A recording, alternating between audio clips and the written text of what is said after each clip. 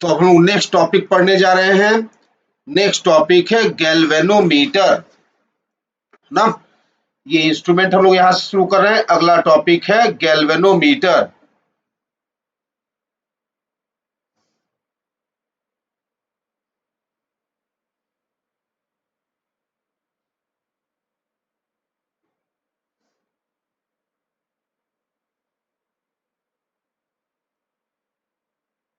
ठीक है, गैल्वेनोमीटर। तो सबसे पहली बात यह है कि device it is the device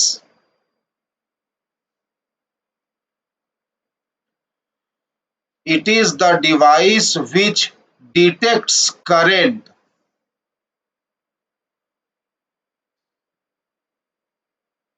it is the device which detects current। तो किसी वायर में करंट फ्लो हो रहा है कि नहीं हो रहा है, यह गैल्वेनोमीटर से लोग डिसाइड करते हैं। अगर आपको पता करना है कि किसी वायर में करंट फ्लो हो रहा है कि नहीं हो रहा है, तो आप क्या करेंगे कि उस तार के साथ गैल्वेनोमीटर जोड़ देंगे। और जब उस तार के साथ आप गैल्वेनोमीटर जोड़ देंगे, तो गैल्वेनोमीटर में अगर डिफ्लेक्शन होता है तो करंट फ्लो हो रहा है, और डिफ्लेक्शन नहीं हो रहा है तो करंट जीरो है उस तार में। तो इस तरह से गैल्वेनोमीटर किसी वायर में करंट के फ्लो का डिटेक्शन करता है, डिटेक्ट करता है। ठीक है, देखिए इसका एक ओवरव्यू बना रहा हूं मैं। गैल्वेनोमीटर का एक ओवरव्यू बना रहा हूं मैं कि गैल्वेनोमीटर कैसा हो सकता है। तो गैल्वेनोमीटर का एक ओवरव्यू बना रहा हूं मैं एक इस तरह से।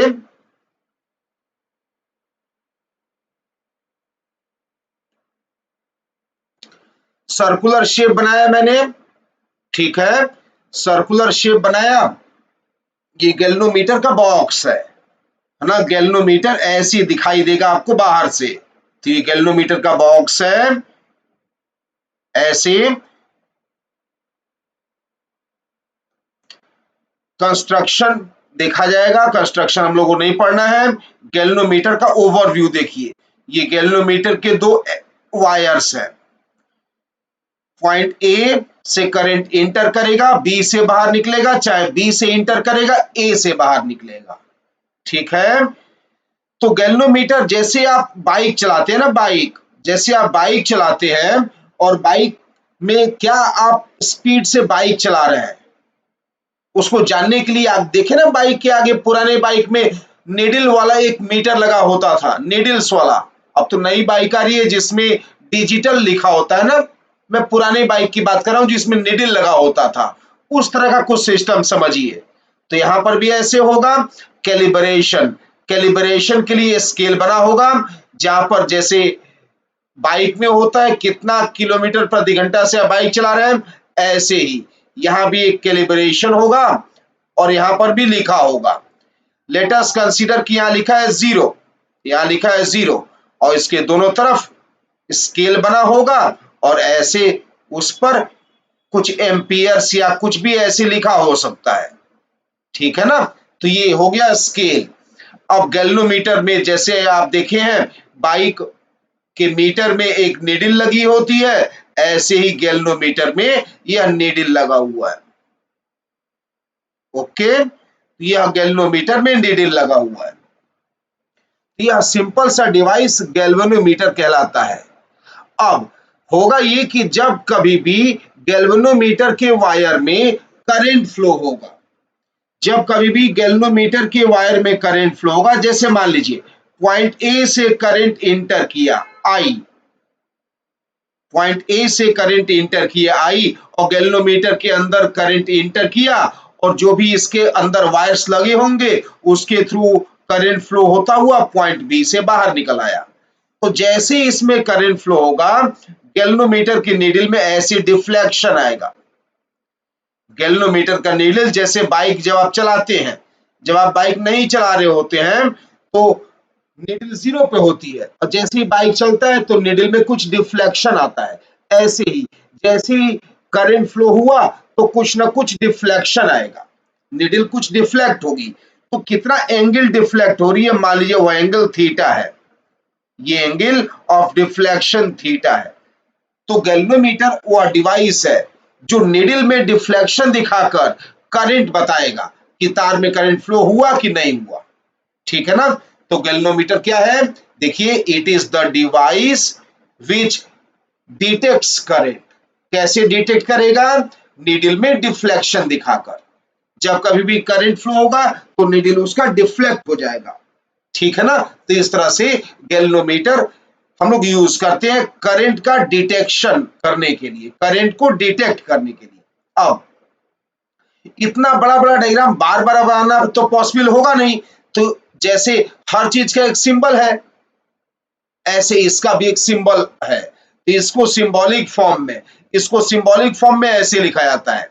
सर्किल बनाइए, सर्किल के अंदर कैपिटल जी लिख दीजिए। सर्किल के अंदर क्या लिखना है, कैपिटल जी। ठीक है ना। और दो इसके एंड बना दीजिए। तो गैल्वेनोमीटर का यह सिंबॉलिक रिप्रेजेंटेशन होगा। गैल्वेनोमीटर इस तरह से सिंबॉलिकली रिप्रेजेंट किया जाएगा। ओके। पॉइंट नंबर 3 देखिए। पॉइंट नंबर 3 ये है कि अगर करंट कम फ्लो हो रहा है तो कम डिफ्लेक्शन आएगा, करंट ज्यादा फ्लो हो रहा है ज्यादा डिफ्लेक्शन आएगा। जैसे बाइक आप धीरे धीरे चलाएंगे तो बाइक की स्पीडोमीटर, उसको स्पीडोमीटर में कहते हैं, स्पीडोमीटर का नीडल कम डिफ्लेक्ट होगा। तेज बाइक चलाएंगे तो और ज्यादा डिफ्लेक्शन आएगा। तो यहां भी वही होगा, अगर कम करंट तो कम डिफ्लेक्शन, ज्यादा करंट ज्यादा डिफ्लेक्शन। तो हम लोग देख रहे हैं करंट आई जो है वह डिफ्लेक्शन के प्रोपोर्शनल आएगा, I proportional to theta. Okay. अब जब प्रोपोर्शनलिटी साइन हटाएंगे तो कांस्टेंट यूज होगा। तो मान लीजिए के कांस्टेंट यूज कर रहा हूं, तो आई इज इक्वल टू के थीटा। ओके। इस फॉर्मूले का कोई अभी यूज नहीं आएगा, बस ऐसे ही थोड़ा कॉन्फिडेंस बनाने के लिए इसे बताया जाता है कि ज्यादा डिफ्लेक्शन ज्यादा करंट, कम डिफ्लेक्शन कम करंट। ठीक है ना। वैसे फिर भी जानकारी के लिए जान लीजिए कि के कांस्टेंट है ना, के को गैल्वेनोमीटर कांस्टेंट कहते हैं। के को गैल्वेनोमीटर कांस्टेंट कहा जाता है। ओके। क्या कहते हैं के को, गैल्वेनोमीटर कांस्टेंट। ठीक। अब नेक्स्ट पॉइंट है, कुछ बेसिक बेसिक टर्म्स है आपको याद करने हैं। जैसे नेक्स्ट पॉइंट है करंट सेंसिटिविटी।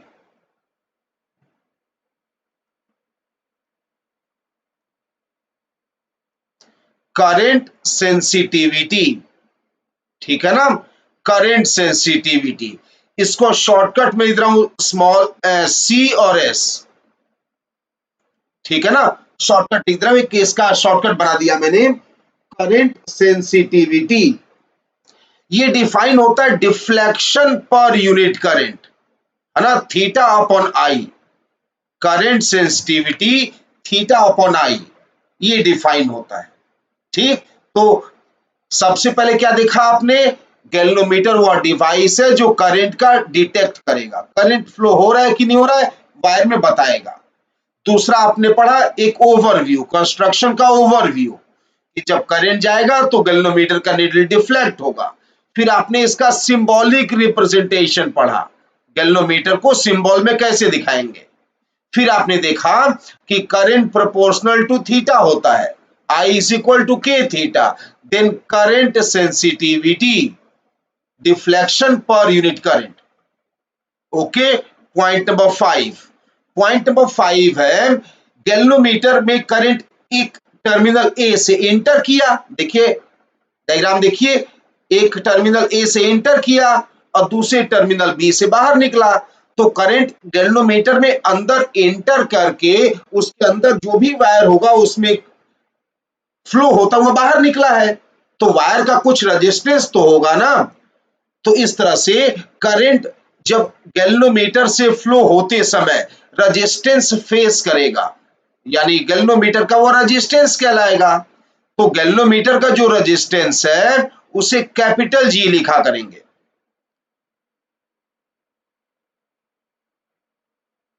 तो कैपिटल जी मतलब गैल्वेनोमीटर रेजिस्टेंस, गैल्वेनोमीटर रेजिस्टेंस, ठीक है ना, रेजिस्टेंस, ठीक है ना, रेजिस्टेंस ऑफ गैल्वेनोमीटर कुछ तो होगा ना, तो जो भी रेजिस्टेंस ऑफ गैल्वेनोमीटर है हम लोग उसे कैपिटल जी लिखेंगे। कैपिटल जी मतलब गैल्वेनोमीटर का रेजिस्टेंस, ठीक है ना। कैपिटल जी अगर लिखा हो कहीं पर तो आप क्या मानेंगे उसे, resistance of galvanometer. Okay, last point number 6 देखिए। पॉइंट नंबर 6 क्या है कि देखिए डिफ्लेक्शन कितना होगा इसका एक लिमिट है कि नहीं है। जैसे आप बाइक देखे होंगे तो बाइक आप कितना तेज चला सकते हैं उसके स्पीडोमीटर में कुछ तो लिखा होता है ना, हायर लेवल 100 किलोमीटर प्रति घंटा, 120 किलोमीटर पर आवर, ऐसा तो नहीं कि 500 किलोमीटर पर आवर लिखा होगा। एक कैलिब्रेशन का स्केल का कुछ लिमिट तो है कि नहीं। तो ये निडल कितना डिफ्लेक्ट होगा आप सोच के खुद ही डायग्राम देखिए। ये पॉइंट नंबर 2 में जो है ना उसको डायग्राम को देखिए। पॉइंट नंबर 2 में निडल के डिफ्लेक्ट होने का एक लिमिट है ना, थोड़ा कि निडल 180 डिग्री भी डिफ्लेक्ट होकर नीचे लटक जाएगी, नीचे थोड़ा आ जाएगी निडल, या गैल्वेनोमीटर के बाहर थोड़ा निकल आएगी निडल। तो मैक्सिमम डिफ्लेक्ट होने का भी एक लिमिट है, कुछ भी थोड़ा डिफ्लेक्शन हो सकता है, हेंस कुछ भी थोड़ा करंट फ्लो हो सकता है। जब डिफ्लेक्शन लिमिटेड है तो करंट भी लिमिटेड होगा। पॉइंट नंबर 3 की बात कर रहा हूं मैं अब। जब थीटा लिमिटेड है तो करंट भी लिमिटेड होगा। तो मैक्सिमम करंट क्या गैल्वेनोमीटर से सेफली फ्लो हो सकता है उसे आईजी लिखा जाता है। आईजी, आईजी मतलब maximum current, maximum current that can safely, maximum current that can safely flow through galvanometer ना। अब गैल्वेनोमीटर को शॉर्टकट में लिख दे रहा हूं कैपिटल जी बॉक्स के अंदर।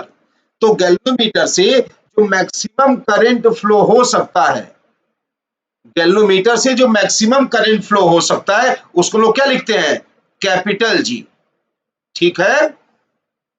ओके, तो मेन मेन पॉइंट क्या है, मेन पॉइंट ये है कि galvanometer, point number 1, galvanometer current को डिटेक्ट करेगा। ओके, गैल्वेनोमीटर का सिंबल करंट सेंसिटिविटी, ये फॉर्मूला, गैल्वेनोमीटर का रेजिस्टेंस और मैक्सिमम करंट जो गैल्वेनोमीटर से फ्लो हो सकता है वो। अगर आप आईजी से अधिक करंट फ्लो करा देंगे गैल्वेनोमीटर जल जाएगा, खराब हो जाएगा। आप चाहते हैं उसको सेफली यूज करना तो आईजी से कम करंट फ्लो कराइए, इससे अधिक करंट गैल्वेनोमीटर से नहीं फ्लो कराया जा सकता है, ठीक है ना।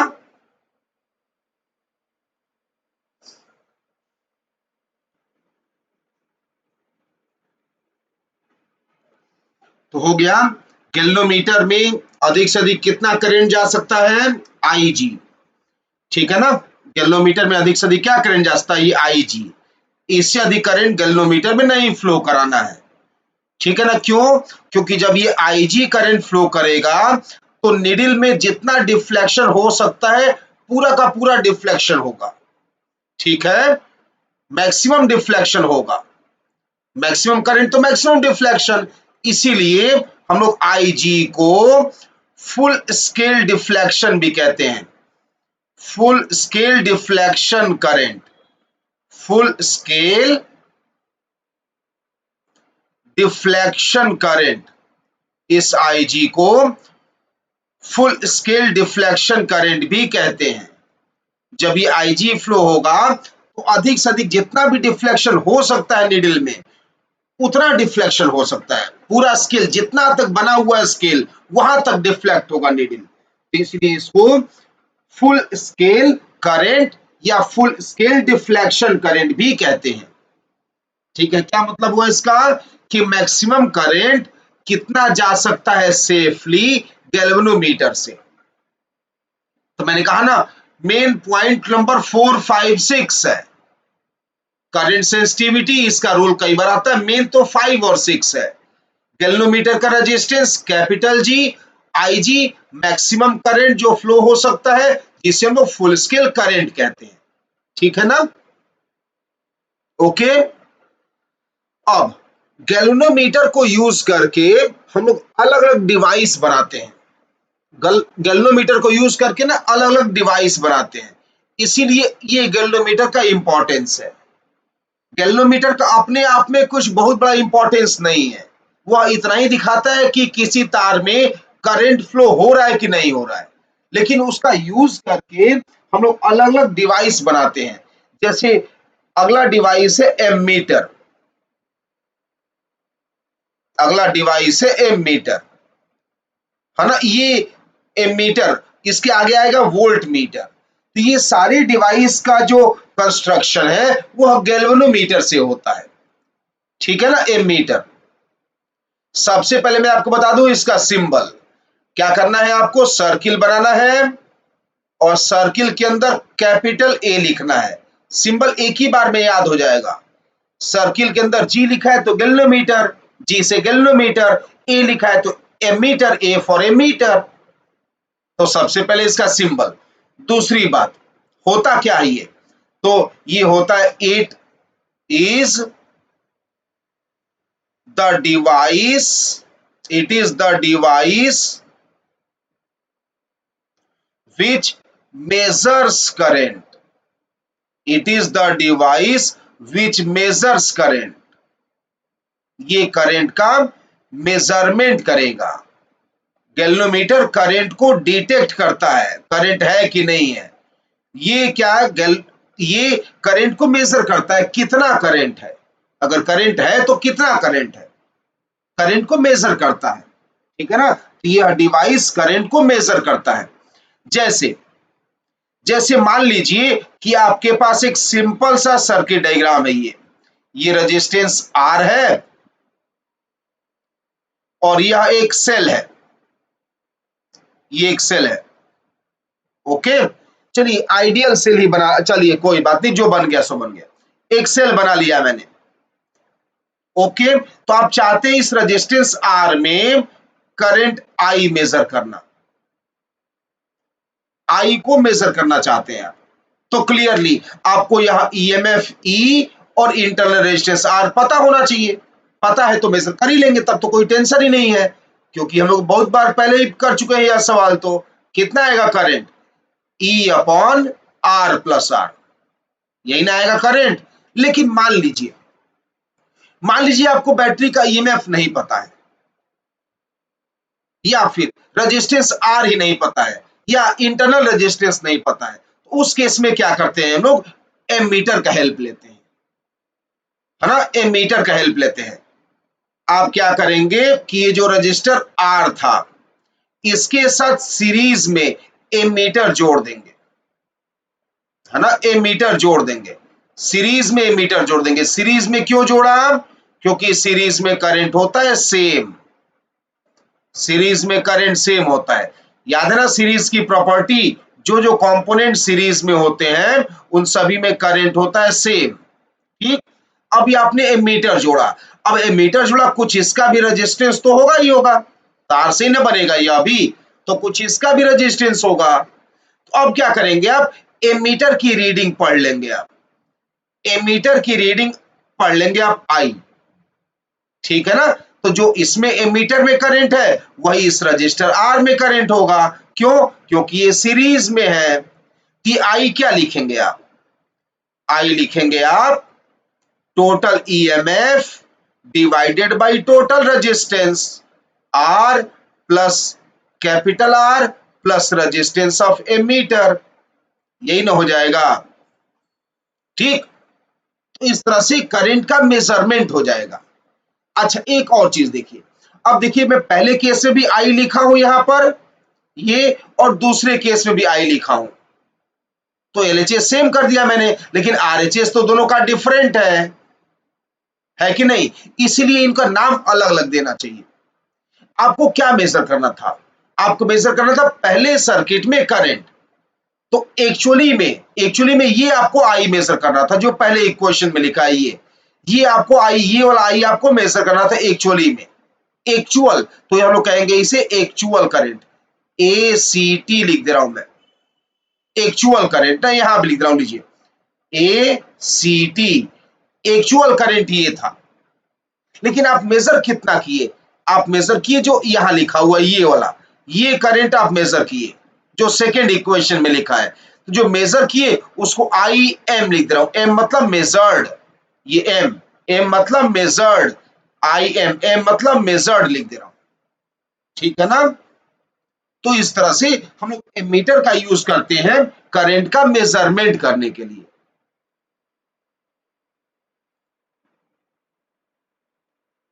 अब ध्यान रखिएगा, जो रिजल्ट आपके सामने है ध्यान रखिएगा। आप देख रहे हैं कि एक्चुअल करंट, जो एक्चुअल करंट है वह ग्रेटर है मेजर्ड करंट से। देख रहे हैं ना, एक्चुअल करंट ज्यादा है, मेजर्ड करंट कम है, क्योंकि मेजर्ड करंट का यह जो डिनोमिनेटर है वह ग्रेटर है ना एक्चुअल करंट के डिनोमिनेटर से, इसलिए मेजर्ड वैल्यू कम है। ठीक, अब बताइए यहां से क्या क्या सीखे हम लोग, यहां से हम लोग क्या क्या फाइंड आउट कर चुके हैं। पॉइंट नंबर 4 लिख रहा हूं मैं, तो बताइए गैल्वनो एमीटर को कहां जुड़े, जिस तार में, जिस रेजिस्टेंस में आपको करंट मेजर करना है उसके साथ पैरेलल में जोड़े हैं कि सीरीज में जोड़े हैं, या देखिए बताइए सीरीज में जोड़े हैं कि पैरेलल में जोड़े हैं। ये देखिए, ये डायग्राम देखिए, सीरीज में, ठीक है ना। तो लिखिए इट इज कनेक्टेड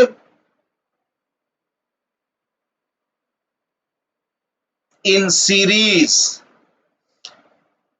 जिस तार में करंट मेजर करना है उसके साथ इसे सीरीज में जोड़ा जाएगा, ठीक है ना। जिस तार में करंट मेजर करना है उसके साथ लोग इसे सीरीज में जोड़ेंगे, ठीक है ना। ये सब पॉइंट्स याद करने के हैं। It is connected in series, ये सब रटने वाले पॉइंट्स हैं, ये सब रटना होगा आपको, ठीक। और क्या सीख गए? पॉइंट नंबर 5 बताइए और क्या सीखे।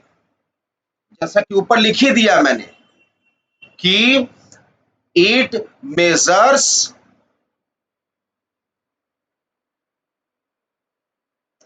Less than, it measures less than, THAN, it measures less than actual value। ये जो भी करंट का एक्चुअल वैल्यू है उससे कम मेजरमेंट करके बताएगा, है ना। तो फिर क्या फायदा, जब मेजरमेंट कम होगा तो फिर फायदा क्या। हम लोग चाहेंगे कि जो एक्चुअल वैल्यू है उसी के आसपास मेजरमेंट आए तब तो ठीक है। जैसे मान लीजिए रियली में 5 एम्पियर करंट जा रहा है और ये जो है 4 एम्पियर बता रहा है, तो अपने किसी काम का नहीं है इंस्ट्रूमेंट। हाँ बहुत हो तो एक्चुअल करंट 5 एम्पियर है, ये 4.9 एम्पियर बताए, 4.92 एम्पियर बताए, तो आसपास तो बताए कम से कम। यानी मेजर्ड वैल्यू और एक्चुअल वैल्यू में बहुत डिफरेंस हम लोग नहीं एज्यूम कर सकते हैं। देखिए पॉइंट नंबर 3 में जो एक्चुअल वैल्यू आया है करंट का यह, और मेजर्ड वैल्यू आया है, इनमें बहुत डिफरेंस होना उचित नहीं है। डिफरेंस क्या है इसमें, न्यूमरेटर सेम है, डिनोमिनेटर का अंतर है। किसका अंतर है? आर ए का। तो आर ए अगर 0 हो जाए तो दोनों बराबर हो जाएंगे, ठीक है ना। चलो 0 ना हो पाए तो बहुत ही कम हो, तो देयरफॉर नेक्स्ट पॉइंट है resistance, resistance of a meter, resistance of a meter should be very small, resistance of a meter should be very small। Ammeter का रेजिस्टेंस बहुत छोटा होना चाहिए। एमीटर जो है हम लोग ऐसे बनाने की कोशिश करेंगे कि उसका रेजिस्टेंस बहुत कम हो, ना बहुत हाई रेजिस्टेंस होगा तो मेजर्ड वैल्यू और एक्चुअल वैल्यू में बहुत डिफरेंस आएगा, तो किसी काम का नहीं होगा ऐसा मेजरमेंट। मेजर्ड वैल्यू और एक्चुअल वैल्यू आस पास रहे, इसके लिए इसका रेजिस्टेंस बहुत स्मॉल होना चाहिए, वेरी स्मॉल होना चाहिए, ठीक है ना। और अगर आप मानते हैं कि एकदम जो एग्जैक्ट वैल्यू है वही मेजर कर लिया इसने, आइडियल केस मान रहे हैं आप, जो एक्चुअल करंट है वही मेजर्ड वैल्यू भी है, अब आइडियल केस मान रहे हैं, तो आर ए 0 होना चाहिए, है ना। तो हम लोग लिख दे रहा हूं मैं कि for ideal ammeter, for ideal ammeter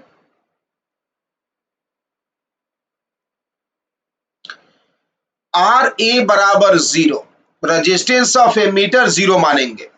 ideal ammeter है तो रेजिस्टेंस ऑफ एमीटर 0 मानेंगे, ठीक है ना।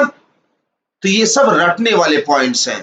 पॉइंट नंबर 3 एक डायग्राम बनाकर, एक एग्जांपल लेकर आपको पॉइंट नंबर 4, 5, 6 और 7 समझाया मैंने आपको। 3 पॉइंट नंबर 3 का कोई इंपॉर्टेंस नहीं है अपने आप में, इसको इसीलिए ड्रॉ किया मैंने, पॉइंट नंबर 3 बनाया कि 4, 5, 6, 7 आपको समझ में आ जाए। तो क्या याद करना है, एमीटर वह डिवाइस है जो करंट का मेजरमेंट करेगा। कैसे जोड़ते हैं इसे, जिस रेजिस्टेंस में करंट मेजर करना है उसके साथ सीरीज में जोड़ते हैं, एक्चुअल वैल्यू से कम मेजरमेंट देगा, इसका रेजिस्टेंस बहुत छोटा होना चाहिए, आइडियल केस में इसका रेजिस्टेंस 0 कहेंगे, ओके।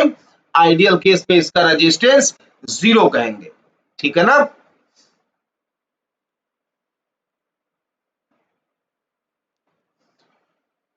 ओके, मेन पॉइंट देखिए, अब मेन पॉइंट 8 नंबर है, मेन पॉइंट है 8 नंबर, ये कि आप गैल्वेनोमीटर जो बेसिक डिवाइस पढ़े हैं उस गैल्वेनोमीटर का यूज करके एमीटर कैसे बनाते हैं, ये मेन पॉइंट है ना। इसी पर न्यूमेरिकल्स आएंगे, बाकी तो थ्योरी के पॉइंट्स हैं, इसी पर न्यूमेरिकल आएगा कि आप गैल्वेनोमीटर का यूज अगर करते हैं एमीटर बनाने के लिए तो वह कैसे होगा। तो हम लोग को बस इतना ही ध्यान रखना है कि एमीटर वह डिवाइस है जिसका रेजिस्टेंस बहुत छोटा होना चाहिए, ठीक है। तो ये देखिए, ये रहा एक गैल्वेनोमीटर, मान लीजिए यह एक गैल्वेनोमीटर है ना, ये एक गैल्वेनोमीटर है। गैल्वेनोमीटर का सिंबल यही ना था, इसका रेजिस्टेंस कितना मानते थे लोग, कैपिटल जी। तो लीजिए यहां लिख दे रहा हूं कैपिटल जी, कैपिटल जी मतलब रेजिस्टेंस ऑफ गैल्वेनोमीटर, ठीक है ना। तो ये गैल्वेनोमीटर है। अब हम लोगों को इसी डिवाइस का हेल्प लेकर एमीटर बनाना है, तो हम लोग क्या करेंगे, हम लोग इसका रेजिस्टेंस बस डिक्रीज कराने की कोशिश करेंगे, रेजिस्टेंस कम करने की कोशिश करेंगे। रेजिस्टेंस कम करने के लिए क्या तरीका है, रेजिस्टेंस कम कहां आता है, सीरीज कॉम्बिनेशन में या पैरेलल में। सीरीज में तो रेजिस्टेंस बढ़ जाता है, R1 प्लस R2 हो जाता है, R1 plus R2, R1 R2 दोनों से बड़ा है। लेकिन पैरेलल में जब आप जोड़ते हैं R1 R2 को तो वैल्यू आता है R1 R2 अपन R1 प्लस R2, जो R1 R2 दोनों से छोटा हो जाता है। तो इसलिए पैरेलल में जोड़ने से रेजिस्टेंस डिक्रीज होता है, इफेक्टिव रेजिस्टेंस कम होता है। तो हम लोग क्या करेंगे कि गैल्वेनोमीटर के साथ एक रेजिस्टेंस लेंगे, छोटा छोटा रेजिस्टेंस लेंगे और गैल्वेनोमीटर के साथ पैरेलल में जोड़ देंगे, एक छोटा रेजिस्टेंस लेकर गैल्वेनोमीटर के साथ पैरेलल में जोड़ देंगे, ठीक है। इस रेजिस्टेंस को शंट रेजिस्टेंस कहा जाता है, RS। तो फिलहाल RS मतलब शंट रेजिस्टेंस। अब बार बार RS क्या लिखूं मैं, इसको R ही लिख दे रहा हूं मैं, ठीक है ना। हाँ, ये जरूर आपको बता दूं मैं कि RS मतलब शंट रेजिस्टेंस, इसका नाम है। RS मतलब शंट रेजिस्टेंस। शंट रेजिस्टेंस कभी भी पूछा जाएगा कि फाइंड शंट रेजिस्टेंस, तो आप समझ जाइएगा कि गैल्वेनोमीटर के साथ जो पैरेलल में जोड़ने वाला रेजिस्टेंस है उसी को शंट रेजिस्टेंस कहते हैं, ठीक है। अब ये जो पूरा डिवाइस बन गया, ये पूरा डिवाइस, ये जो पूरा डिवाइस बन गया ना, इसी पूरे डिवाइस को हम लोग एमीटर कहते हैं। यही पूरा डिवाइस एमीटर कहलाता है। तो इसी पूरे डिवाइस को आप ऐसे सिंबल बना के दिखाते हैं, ये इसी पूरे डिवाइस को एमीटर कहा जाता है। तो एमीटर जो लोग बनाते थे उसका यही मतलब हुआ, यही पूरा, ये पूरा डिवाइस, यानी क्या डिवाइस, गैल्वेनोमीटर के साथ शंट रेजिस्टेंस का प्रेजेंट होना। गैल्वेनोमीटर और शंट रेजिस्टेंस जुड़ा हुआ है, तो इस पूरे सिस्टम को ही एमीटर कहते हैं। ठीक है ना। अब इस एमीटर में ये पूरा देखिए, सर्किल के अंदर एमीटर है, तो सर्किल के बाहर आऊंगा मैं, तो सर्किल के बाहर मतलब एमीटर के बाहर, इस एमीटर के बाहर से अधिक से अधिक क्या करंट जा सकता है, आई नॉट लिख देता हूं, चलिए इसमें आई नॉट, ठीक है ना, आई नॉट करंट जा रहा है और ये मैक्सिमम करंट है। ध्यान रखिएगा, आई नॉट जब अंदर गया तो आई नॉट दो पाथ में डिवाइड होगा, कुछ ऊपर जाएगा और कुछ नीचे आएगा। नहीं होगा ऐसा, होगा, है ना, ऊपर नीचे जाएगा ना, करंट डिवाइड होगा कि नहीं होगा। अब आप बोल रहे हैं आई नॉट मैक्सिमम करंट है, अधिक से अधिक करंट भेज सकते हैं, इससे अधिक करंट नहीं भेज पाएंगे। आप क्यों, वो भी जानिए। अगर आप ये आई नॉट मैक्सिमम कर रखे हैं तो यहाँ पर गैल्वेनोमीटर में भी बहुत ज्यादा करंट जाएगा, लेकिन बहुत ज्यादा करंट जाने की लिमिट होती है, याद है ना, फुल स्केल करंट आईजी, इससे अधिक करंट भेज नहीं सकते हैं आप। अगर ये मैक्सिमम है आईजी, तो आई नॉट भी तो कुछ मैक्सिमम वैल्यू देगा ही देगा, ये थोड़ा कि इनफाइनाइट करंट भेज देंगे आप। अगर आई नॉट ज्यादा करते गए तो गैल्वेनोमीटर से करंट बढ़ते जाएगा, गैल्वेनोमीटर में अधिक से अधिक करंट आईजी जा सकता है। तो आप आई नॉट मान लीजिए कि गैल्वेनोमीटर में करंट जब आईजी था तो आप करंट आई नॉट सेंड किए थे यहां से, या मैक्सिमम करंट एमीटर से फिर आई नॉट जा सकता है। यहां बना दे रहा हूं, लीजिए मैक्सिमम करंट कितना जा सकता है, एमीटर से आई नॉट, इससे अधिक नहीं जा सकता है। इससे अधिक आप करंट भेजेंगे जल जाएगा गैल्वेनोमीटर, तो आप एमीटर खराब कर बैठेंगे। ठीक है ना, ये मैक्सिमम करंट है। ठीक, तो यही यही मैक्सिमम करंट ये रीड कर सकता है, इससे अधिक ये रीडिंग दे नहीं सकता है। तो एमीटर मैक्सिमम करंट जो रीड कर सकता है उसे रेंज ऑफ एमीटर कहते हैं, है ना, रेंज ऑफ एमीटर। अब एमीटर को बार बार शॉर्टकट में ऐसे लिख दूंगा मैं, एमीटर AMMETER लिखने के बजाय ऐसे लिख दूंगा मैं। तो आई नॉट क्या है, मैक्सिमम करंट जो एमीटर मेजर कर सकता है उसे क्या नाम देते हैं, रेंज ऑफ एमीटर। ठीक है ना। चलिए इसी का वैल्यू फाइंड आउट करते हैं, कितना आएगा इसको फाइंड आउट करते हैं। जल्दी से ये डायग्राम देखिए, आई नॉट करंट आया, यहां पर आई नॉट करंट आया, ऊपर आईजी गया, तो नीचे क्या बचा, I naught minus I G. I naught में से ऊपर आईजी चला गया, तो जो बच गया वो नीचे भेज दिया मैंने। ठीक है ना। अब जी और ये आर पैरेलल में है, पैरेलल में पोटेंशियल ड्रॉप सेम होता है ना, तो पैरेलल में पोटेंशियल ड्रॉप सेम करने जा रहा हूं मैं। क्या लिखूं, ओम्स लॉ से I naught minus I G into R, नीचे वाले रेजिस्टेंस शंट रेजिस्टेंस के cross V is equal to I R, potential निकाल दिया। यही पोटेंशियल जी के क्रॉस भी होना चाहिए, गैल्वेनोमीटर के क्रॉस भी होना चाहिए, तो आई जी इंटू जी, वहां भी लगा दिया ओम्स लॉ। ठीक है ना, सिंप्लीफाई कर लीजिए, ये आ गया I naught into R minus I G into R बराबर आई जी इंटू जी।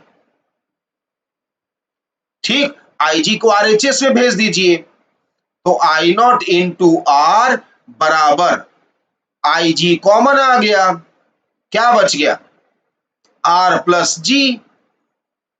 ठीक है, देयरफॉर आई नॉट का वैल्यू आ गया, कितना आ गया आई नॉट, आई नॉट आ गया आई जी इंटू आर से डिवाइड करना है ना, तो आर बाई आर 1 हो गया, I G into 1 plus G by R. ठीक, ये फॉर्मूला आपको रटना होगा, किसका फॉर्मूला बन गया, यह रेंज ऑफ एमीटर का, एमीटर का रेंज इसी फॉर्मूला से निकालेंगे।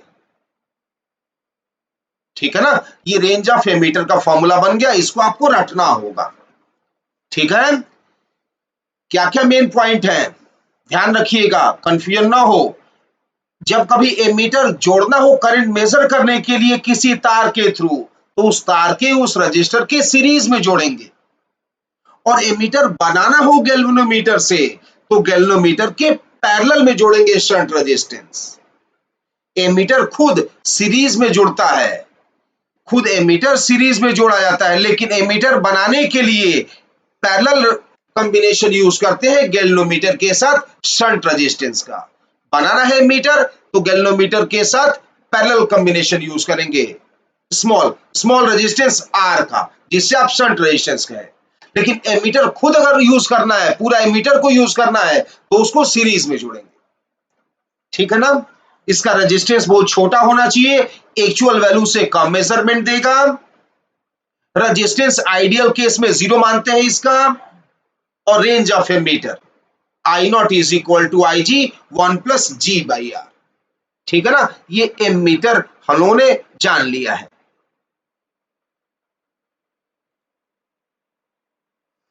अगला डिवाइस है वोल्ट मीटर। अगला डिवाइस क्या है? Volt meter. नाम से ही क्लियर हो रहा होगा, वोल्ट मतलब पोटेंशियल का यूनिट होता है ना, तो वोल्ट मीटर। सोचते रहिए क्या करेगा वोल्ट मीटर। एमीटर अगर करंट मेजर किया तो वोल्ट मीटर क्या करेगा?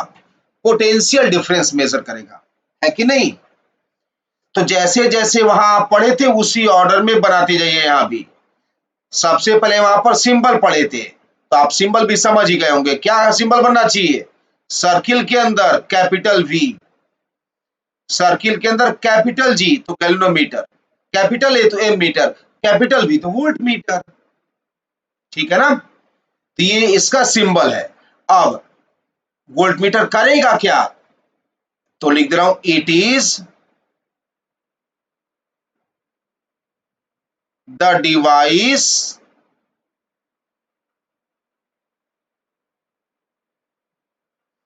which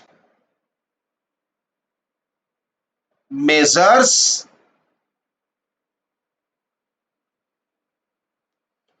potential difference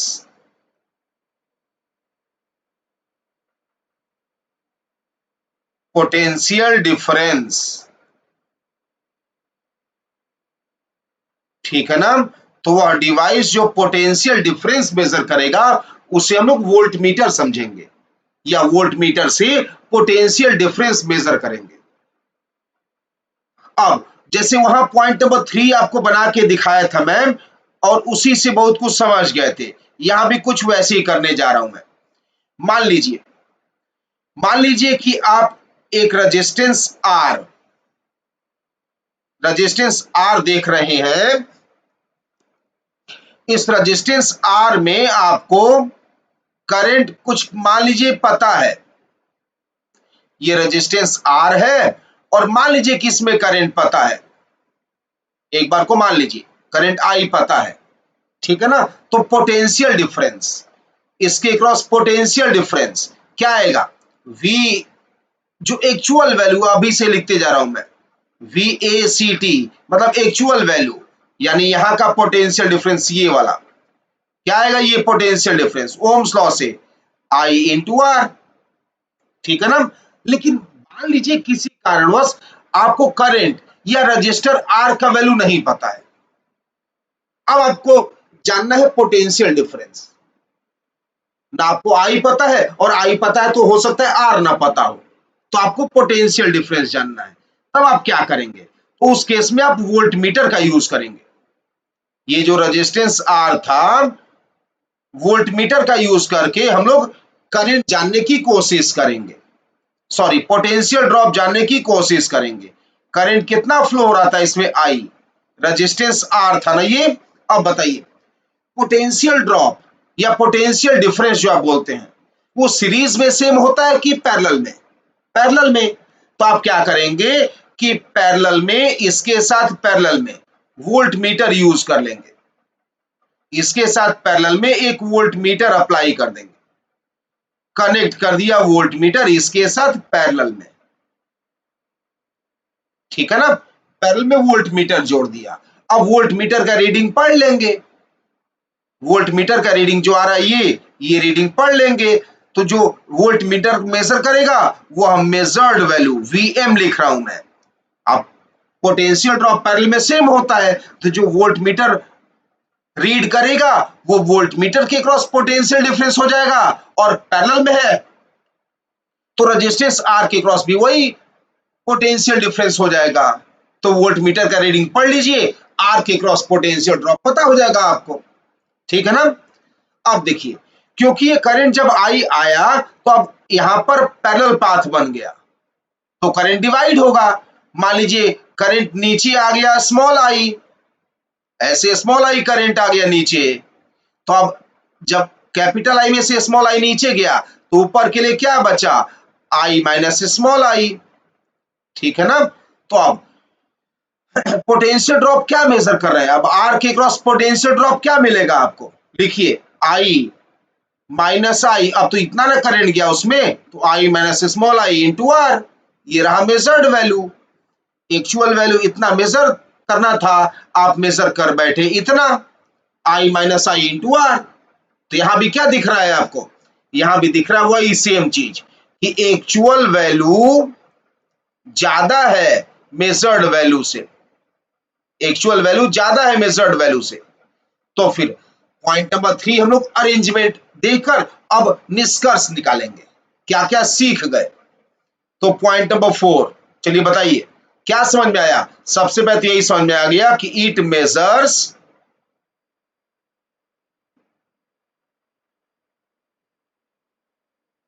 less than actual value.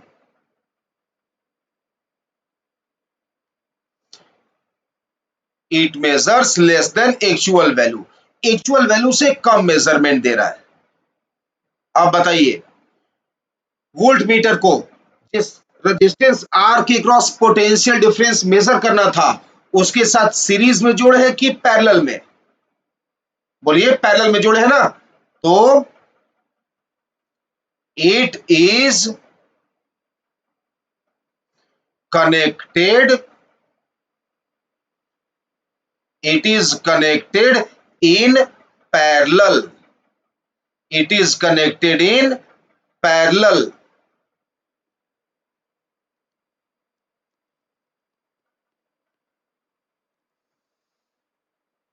it is connected in parallel।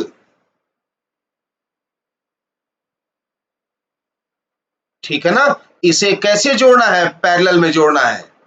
किसके पैरेलल में, उसके पैरेलल में जिसके अक्रॉस आप पोटेंशियल डिफरेंस मेजर करना चाहते थे, उसके साथ इसे पैरेलल में जोड़ना है। एमीटर कैसे जोड़ते थे, रेजिस्टेंस आर के साथ सीरीज में, इसे पैरेलल में जोड़ेंगे। ठीक है ना। नेक्स्ट पॉइंट देखिए, अब बताइए ये एक्चुअल वैल्यू से कम मेजरमेंट दे रहा है, दे रहा है कि नहीं दे रहा है। हाँ, जो कि आप पॉइंट नंबर 4 लिखे हैं, it measures less than actual value. ठीक है ना। अब इसे आप कैसे जोड़ रहे हैं, पैरेलल में, ये भी बात पता चल गई। अब बताइए, अगर आप चाहते हैं कि एक्चुअल वैल्यू के आसपास ही मेजर्ड वैल्यू रहे, एक्चुअल वैल्यू के आसपास ही मेजर्ड वैल्यू रहे, तो आप चाहेंगे स्मॉल आई, ये जो स्मॉल आई थर्ड पॉइंट का देखिए डायग्राम, सेकेंड डायग्राम, ये जो वोल्ट मीटर में करंट जा रहा है स्मॉल आई, ये वाला करंट स्मॉल आई, ये बहुत छोटा होना चाहिए। ये अगर करंट जीरो हो जाएगा तो सारा करंट कैपिटल आर से जाएगा, और यहां पर मेजर्ड वैल्यू जो लिखे हैं स्मॉल आई जीरो करते ही दोनों बराबर हो जाएंगे, मेजर्ड वैल्यू और एक्चुअल वैल्यू। तो स्मॉल आई बहुत छोटा कब आएगा, बहुत छोटा तब आएगा जब रेजिस्टेंस बहुत लार्ज हो, बहुत लार्ज रेजिस्टेंस होगा तो करंट बहुत छोटा होगा। तो देयरफॉर वोल्ट मीटर का रेजिस्टेंस बहुत हाई होना चाहिए, है ना। तो लिख दे रहा हूं मैं, resistance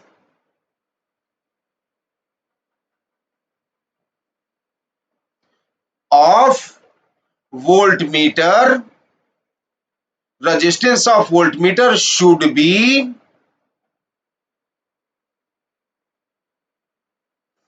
very very high,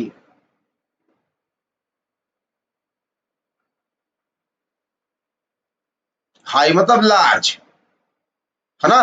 resistance इसका बहुत ज्यादा होना चाहिए, वोल्ट मीटर का रेजिस्टेंस बहुत ज्यादा होना चाहिए, ठीक है ना। एमीटर का रेजिस्टेंस कम होना चाहिए, वोल्ट मीटर का रेजिस्टेंस ज्यादा होना चाहिए। एमीटर को रेजिस्टेंस आर के साथ सीरीज में जोड़े, वोल्ट मीटर को रेजिस्टेंस आर के साथ पैरेलल में जोड़े। सब उल्टा है, बस एक ही सिमिलरिटी है, पॉइंट नंबर 4, दोनों एक्चुअल वैल्यू से कम मेजरमेंट करते हैं। पॉइंट नंबर 4 सिमिलर है, पॉइंट नंबर 5 और 6 अपोजिट है, बल्कि 7 भी अपोजिट है।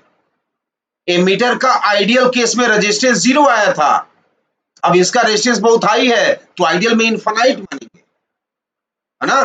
तो पॉइंट नंबर 5, 6, 7 उल्टा है एमीटर के, है ना। तो लिख दे रहा हूं, फॉर आइडियल वोल्ट मीटर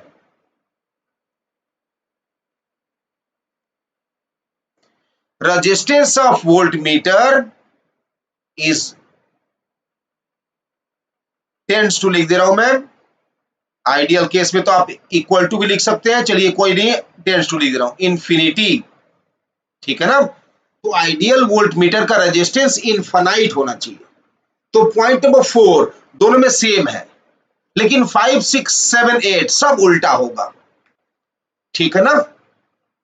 अब सब कुछ समझने के बाद हम लोग के पास जो डिवाइस गैल्वेनोमीटर था उसी से वोल्टमीटर भी बनेगा, ठीक है ना। तो पॉइंट नंबर 8 में यह सीखेंगे कि how to convert galvanometer into voltmeter, है ना। पॉइंट नंबर 8 क्या था एमीटर में, how to convert galvanometer into ammeter. अब पढ़ने जा रहे हैं how to convert galvanometer into voltmeter, galvanometer से आप वोल्टमीटर कैसे बनाएंगे। ये मान लीजिए यह गैल्वेनोमीटर है, आप इससे वोल्टमीटर बनाना चाहते हैं, क्या चाहिए आपको, हाई रेजिस्टेंस या low resistance, high resistance. High resistance कैसे मिलता है, सीरीज से कि पैरेलल से, सीरीज से। तो आप एक लार्ज रेजिस्टेंस लेकर गैल्वेनोमीटर के साथ सीरीज में जोड़ दीजिए। मान लीजिए लार्ज रेजिस्टेंस आर है, ये लार्ज रेजिस्टेंस लेकर आप क्या करिए, गैल्वेनोमीटर के साथ सीरीज में जोड़ दीजिए। ये जो पूरा डिवाइस बन गया, ये जो पूरा डिवाइस बन गया, इसी पूरे डिवाइस को ही वोल्टमीटर कहेंगे हम लोग, है ना। इस पूरे डिवाइस को वोल्टमीटर कहेंगे। ये पूरा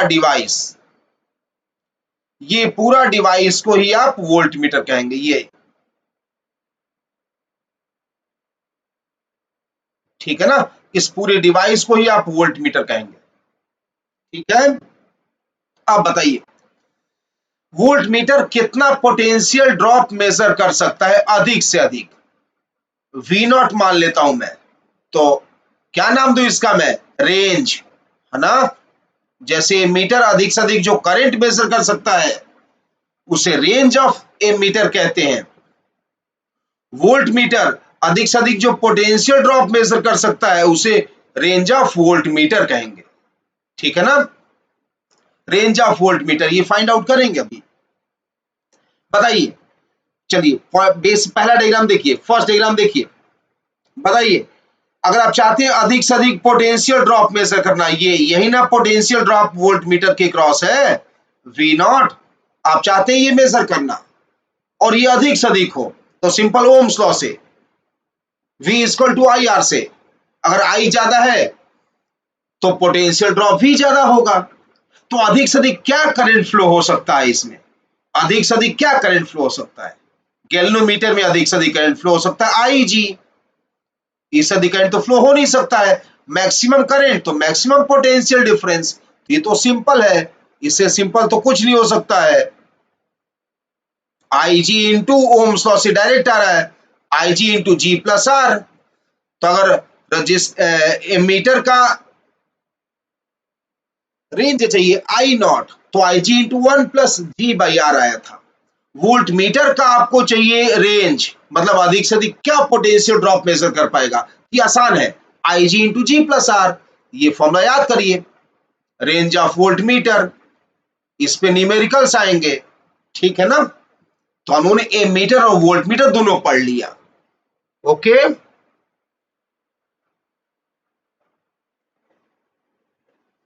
चलिए हम लोग एक दो सवाल करते हैं।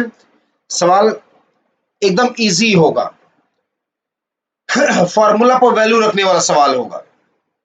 देखिए दो तरह के सवाल इसमें बनते हैं, गैल्वेनोमीटर, एमीटर, वोल्ट मीटर, या तीनों इंस्ट्रूमेंट मिलाकर दो तरह के सवाल बनते हैं।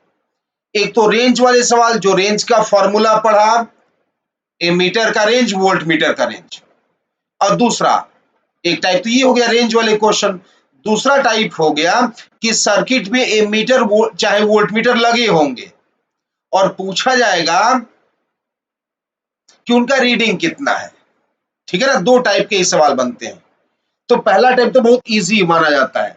क्यों? अरे मैंने बोल रहा हूं ना, सीधे फॉर्मूला में वैल्यू रखना है। जैसे मान लीजिए गिवन है IG is equal to IG is equal to 10 milli ampere. IG is equal to 10 milli ampere and capital G बराबर, IG मतलब क्या, फुल स्केल करंट, है ना। और कैपिटल G मतलब क्या, कैपिटल G मतलब गैल्वेनोमीटर का रेजिस्टेंस। मान लीजिए ये आप कुछ भी एज्यूम कर लीजिए, चलिए मान लीजिए 100 ओम, 100 ओम दिया है। तो ये किसका डिस्क्रिप्शन दिया है, यह गैल्वेनोमीटर का, गैल्वेनोमीटर का डिस्क्रिप्शन दिया है। अब सवाल पूछा गया है find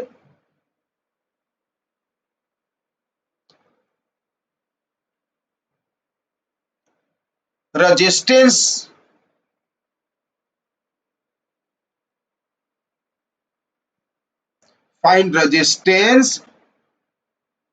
to be used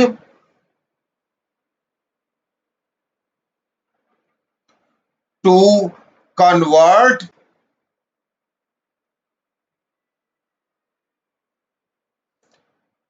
the above galvanometer into,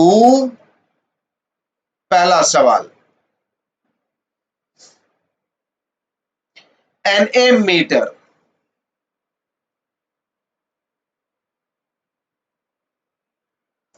of range 10 amperes. तो गैल्वेनोमीटर को कन्वर्ट करिए एमीटर में जिसका रेंज 10 एम्पियर हो।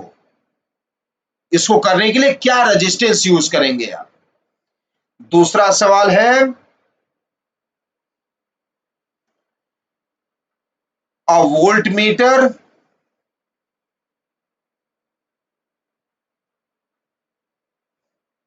ऑफ रेंज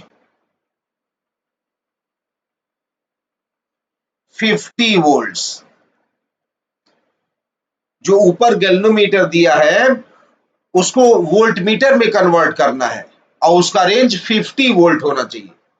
ठीक है ना। तो ये कौन से टॉपिक पर सवाल है कि हम लोग एमीटर कैसे बनाते हैं गैल्वेनोमीटर से, वोल्ट मीटर कैसे बनाते हैं गैल्वेनोमीटर से, और उनके रेंज का फॉर्मूला क्या होता है। ठीक है ना।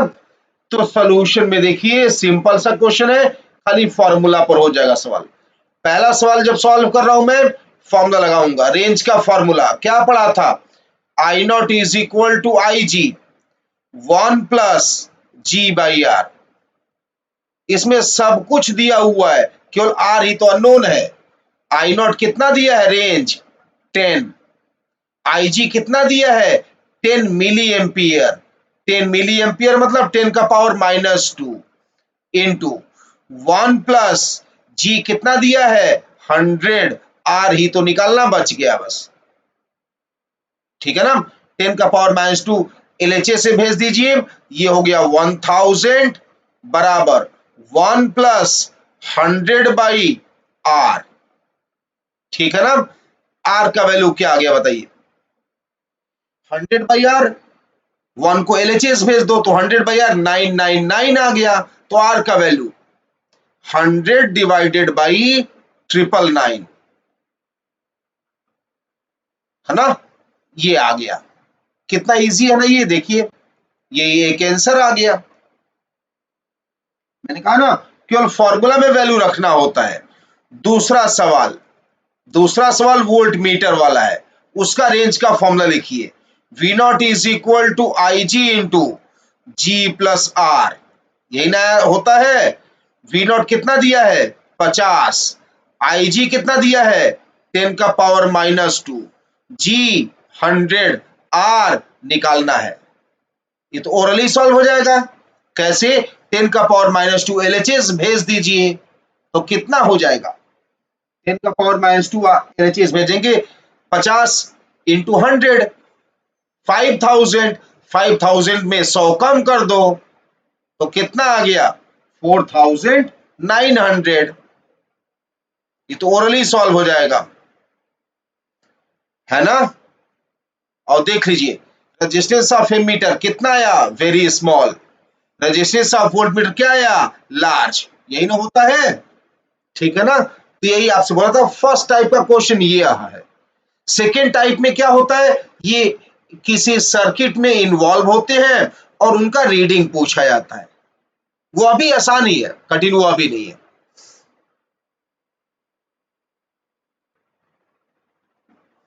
दूसरे टाइप का क्वेश्चन कैसा था, कैसा बताया मैंने कि सर्किट में इनको अरेंज किया जाएगा और पूछा जाएगा इनका रीडिंग। ठीक है ना, तो याद रखिएगा कि जब सर्किट में ये प्रेजेंट होंगे और इनका रीडिंग पूछा जाएगा तब भी दो पॉसिबिलिटी हो सकती है, या तो ये आइडियल होंगे और चाहे आइडियल नहीं होंगे। जैसे एमीटर अगर आइडियल हुआ, तो हम लोग उसका रेजिस्टेंस 0 मान लेंगे, और आइडियल नहीं हुआ तो जो रेजिस्टेंस दिया होगा वही रेजिस्टेंस मानेंगे। वोल्टमीटर आइडियल हुआ तो उसका रेजिस्टेंस इन्फिनिटी मानेंगे, और नहीं आइडियल हुआ तो जो रेजिस्टेंस दिया होगा उतना ही रेजिस्टेंस मानेंगे। दोनों ही करके दिखा रहा हूं आपको मैं। ठीक है ना, तो पहले लिख रहा हूं मैं कि ऑल, ये गिवन है, ऑल मीटर्स इन फॉलोइंग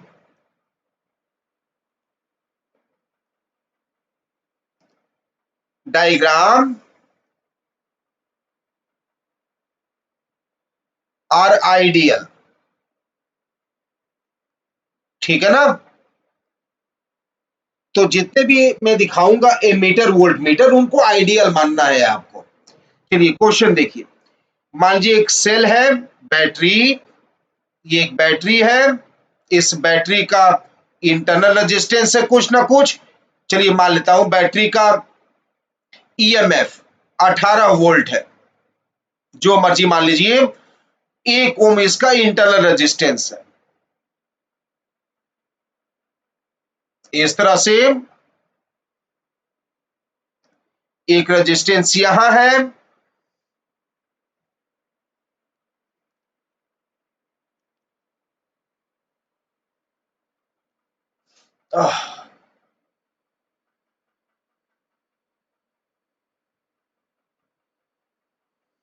और एक रेजिस्टेंस और है, ये दो रेजिस्टेंस है। ये रेजिस्टेंस मान लेता हूं मैं 3 ओम का है, ये रेजिस्टेंस मान लेता हूं 6 ओम का है। एक एमीटर यहां लगा है, एक एमीटर यहां लगा है, और एक एमीटर थर्ड केस में भी लगा है। इसको मान रहा हूं मैं एमीटर A1, इसको मान लेता हूं एमीटर A2, इसको मान लेता हूं एमीटर A3। ठीक है ना, तो ऐसे 3 एमीटर हैं। इस तरह से एक सर्किट डायग्राम है। सारे डिवाइसेस क्या है, जितने मीटर से क्या है क्वेश्चन में आइडियल।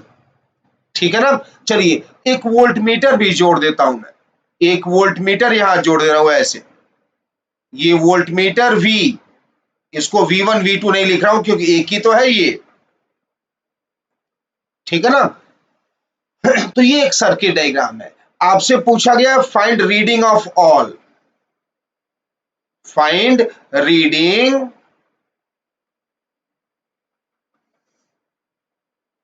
Of all. ठीक है ना, सबका रीडिंग बताइए। तो मैं आपको ये बता रहा था कि अगर ये आइडियल है तो जिसका जो रेजिस्टेंस होता है आइडियल केस में उतना ही मानेंगे, जैसे एमीटर का 0, वोल्ट मीटर का इन्फिनाइट। तो हम लोग क्या करेंगे, इस सर्किट डायग्राम को दोबारा बनाएंगे। जीरो रेजिस्टेंस मतलब क्या बताइए, एमीटर का रेजिस्टेंस 0 होता है, इसका मतलब क्या, कनेक्टिंग वायर। तो A1 A2 A3 यह तीनों हटाकर हम लोग कनेक्टिंग वायर बना लेंगे, ठीक है ना, कनेक्टिंग वायर बना लेंगे। जीरो रेजिस्टेंस मतलब कनेक्टिंग वायर। तो A1 A2 A3 तीनों गायब किया और तीनों के जगह कनेक्टिंग वायर बना दिया। कनेक्टिंग वायर मतलब उनको नहीं दिखाया, उनको रिप्लेस कर दिया कनेक्टिंग वायर से। आइडियल एमीटर को किससे रिप्लेस करेंगे, कनेक्टिंग वायर से। क्यों, उसका रेजिस्टेंस 0 होता है। कनेक्टिंग वायर का रेजिस्टेंस लोग 0 मानते हैं, यही ना मानते हैं आप। तो हम लोग जब कभी भी क्वेश्चन में आइडियल एमीटर दिया होगा तो उसको किससे रिप्लेस करेंगे, कनेक्टिंग वायर से, ठीक है ना, उसको कनेक्टिंग वायर से। अच्छा वोल्ट मीटर बताइए, volt meter, ideal voltmeter का रेजिस्टेंस क्या, इनफाइनाइट। तो इनफाइनाइट मतलब ब्रोकन वायर। तो जहां पर लगा है वोल्ट मीटर उसको ब्रोकन वायर बना दीजिए, ठीक है। अब देखिए करना क्या है आपको, एमीटर का रीडिंग मतलब A1 का रीडिंग ये I1 मेजर करना है स्टार में करंट। A2 एमीटर 2 का रीडिंग मतलब आपको ये I2 मेजर करना है। और थर्ड एमीटर A3 का रीडिंग मतलब आपको ये I3 मेजर करना है, ठीक है। वोल्ट मीटर का रीडिंग मतलब यहां आपको पोटेंशियल ड्रॉप V मेजर करना है। ऐसे करना है सवाल को। जब कभी भी आइडियल हो तो आप एमीटर को कनेक्टिंग वायर मान लीजिए, वोल्ट मीटर को ब्रोकन वायर मान लीजिए। एमीटर का रीडिंग मतलब कनेक्टिंग वायर में करंट, वोल्ट मीटर का रीडिंग मतलब उस ब्रोकन वायर के क्रॉस पोटेंशियल डिफरेंस, ठीक है ना। अब बताइए, जल्दी से बताइए, इस सर्किट में 6 और 3 क्या है, पैरेलल में, पैरेलल में है तो क्या हो जाएगा, इक्विवेलेंट। 6 और 3 का इक्विवेलेंट, जल्दी करिए, ओरली करिए। 6 और 3 का इक्विवेलेंट कितना हुआ, 6 इंटू 3/6 प्लस 3 कितना आएगा, 2। तो यहां जोड़ दिया मैंने, दोनों को रिप्लेस कर दिया 2। जैसे अब सर्किट सॉल्व करते हैं वैसे करिए, कुछ नया स्पेशल मेथड नहीं है। बन गया ना ये सर्किट डायग्राम रिड्यूस होकर। अब तो करंट आप I1 जो I1 देख रहे हैं वो तो डायरेक्टली आ गया। I1 क्या था, 1 ओम या बैटरी से करंट, 1 ओम या बैटरी से करंट, I1 तो डायरेक्टली आ रहा है। क्या आ गया I1, EMF of the circuit by total resistance 2 plus 1 6 ampere. एक आंसर ये हो गया, ठीक है ना, I1 पता चल गया आपको, एक क्वेश्चन सॉल्व हो गया।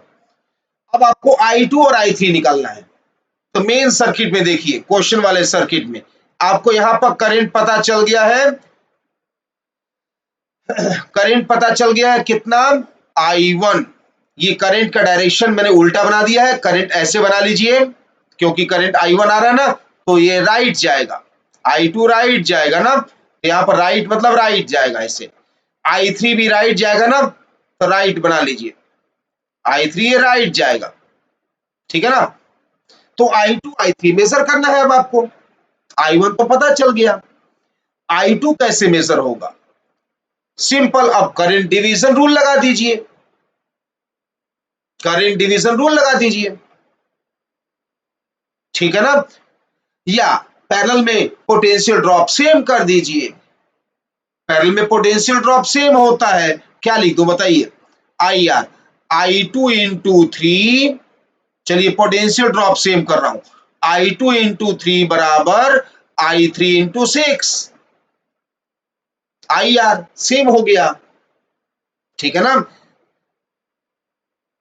ये बन गया पहला सवाल इक्वेशन। और आपको क्या पता है, आपको ये भी तो पता है कि I1 ही दोनों I2 और I3 में बट जा रहा है। I1 आया, ये I1 करंट आया, उसमें से कुछ I2 बन गया, कुछ I3 बन गया। तो I1 is equal to I2 plus I3, ठीक है ना। I1 का वैल्यू कितना आ चुका है 6, I2 निकालना है, I3 क्या लिख सकते हैं आप इक्वेशन 1 से, I3 क्या लिख सकते हैं I2/2, दिस इंप्लॉइज कितना आ गया I2, I2 कितना आ गया बोलिए, 2 से मल्टीप्लाई कर दो 12, 4 आ गया मुझे लग रहा है, 4 आ गया, तो I2 आ गया 4 एम्पियर। एक आंसर ये हो गया।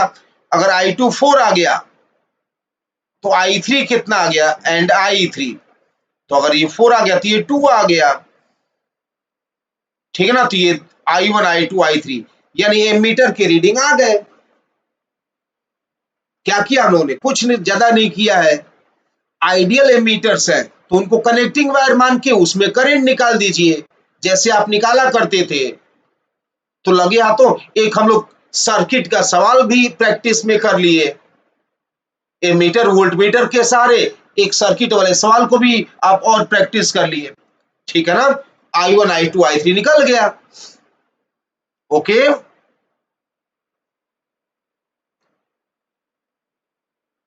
अब क्या बचा, वोल्ट मीटर का रीडिंग। वोल्ट मीटर का रीडिंग मतलब क्या, 3 ओम चाहे 6 ओम के क्रॉस पोटेंशियल डिफरेंस, यही ना है, सब तो पैरेलल में है ना। बैटरी 3 ओम 6 ओम पैरेलल में है, पैरेलल में पोटेंशियल ड्रॉप सेम होता है, तो किसी के क्रॉस भी पोटेंशियल ड्रॉप निकाल दीजिए, वो वोल्ट मीटर का रीडिंग हो जाएगा। V मतलब क्या लिख दूं तब, चलो 3 ओम के क्रॉस लिख देता हूं मैं, तो I2 इंटू 3, I2 4 आ चुका है, तो 4 इंटू 3 कितना आ गया 12 वोल्ट, ठीक है ना। तो ये आंसर आ गया। एमीटर की रीडिंग 6 एम्पियर, 4 एम्पियर, 2 एम्पियर, और वोल्ट मीटर की रीडिंग 12 वोल्ट, है ना आसान। क्या करना है, आइडियल एमीटर हो तो उसको कनेक्टिंग वायर मान के उस वायर में करंट निकाल दो, आइडियल वोल्ट मीटर हो तो उसको ब्रोकन वायर मान के उसके क्रॉस पोटेंशियल डिफरेंस निकाल दो। कैसे, सिंपल सर्किट जैसे सॉल्व करते हैं वैसे ही, कुछ एक्स्ट्रा कॉन्सेप्ट नहीं लगाना है। और अब लास्ट में, अगर एमीटर वोल्टमीटर आइडियल ना हो तब, यह भी देख लीजिए।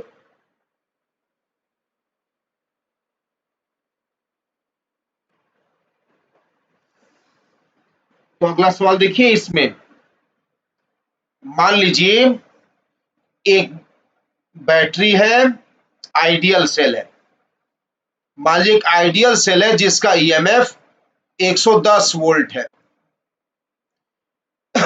इसके साथ एक जुड़ा हुआ है रेजिस्टेंस, 6 ओम का रेजिस्टेंस जुड़ा हुआ है, ये रेजिस्टेंस 6 ओम का है, ठीक है ना। और अब एक वोल्ट मीटर और एक एम मीटर जोड़ रहा हूं मैं, एक वोल्ट मीटर है और एक एम मीटर है, यहां लगा दिया M metre,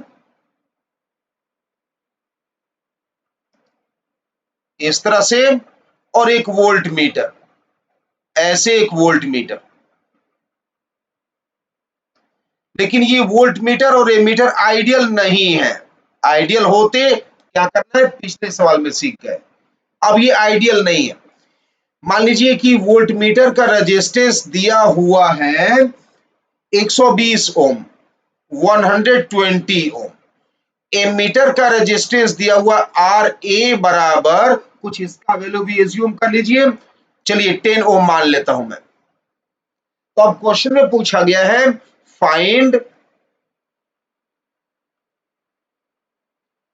readings of ammeter and voltmeter, ammeter और वोल्ट मीटर का रीडिंग बताइए। तो एमीटर आइडियल होता तो उसको कनेक्टिंग वायर मान लेते, वोल्टमीटर आइडियल होता ब्रोकन वायर मान लेते। अगर आइडियल नहीं है तब क्या करेंगे, जिसका जो रेजिस्टेंस दिया है वही बनाएंगे ना, जिसका जो रेजिस्टेंस गिवन है वही बना देंगे। जैसे मीटर का रेजिस्टेंस 10 ओम है तो एमीटर के जगह 10 ओम रेजिस्टेंस मान लेंगे, वोल्ट मीटर का रेजिस्टेंस 120 ओम है तो उसके जगह 120 ओम मान लेंगे।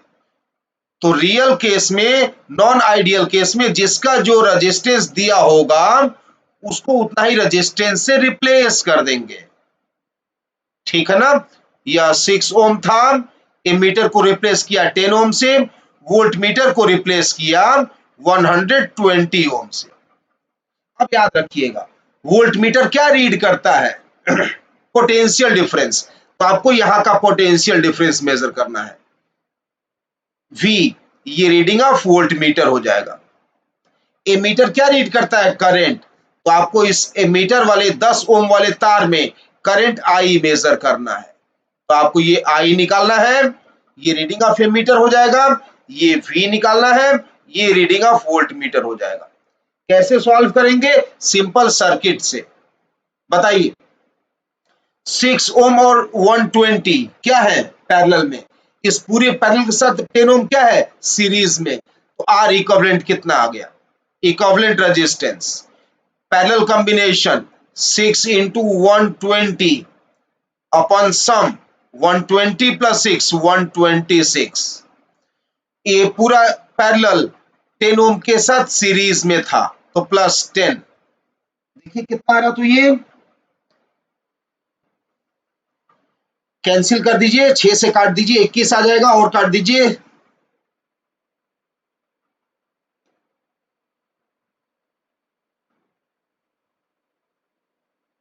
40/7 प्लस 10।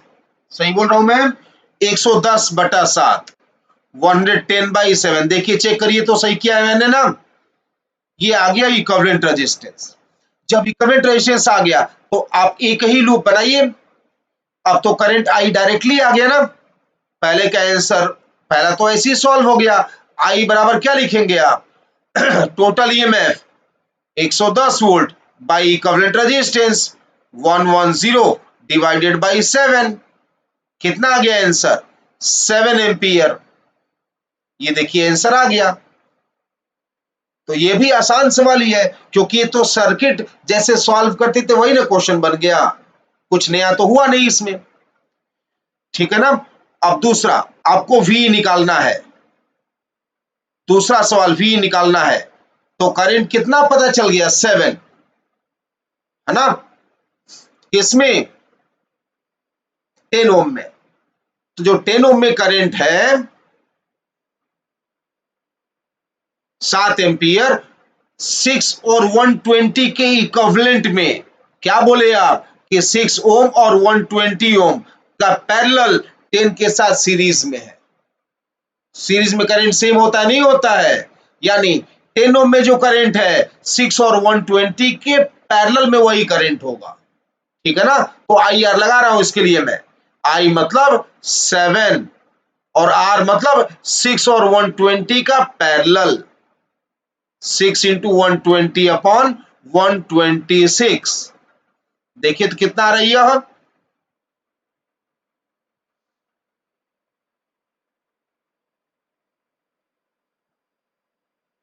40 वोल्ट। शायद 40 वोल्ट आ रहा है। ये दूसरा आंसर हो गया। तो यही आपसे कह रहा हूं मैं कि अगर ये सर्किट में है तब भी आसान सवाल है। आइडियल नहीं है तो जो जिसका रेजिस्टेंस दिया है उसके जगह वही रेजिस्टेंस मान लीजिए।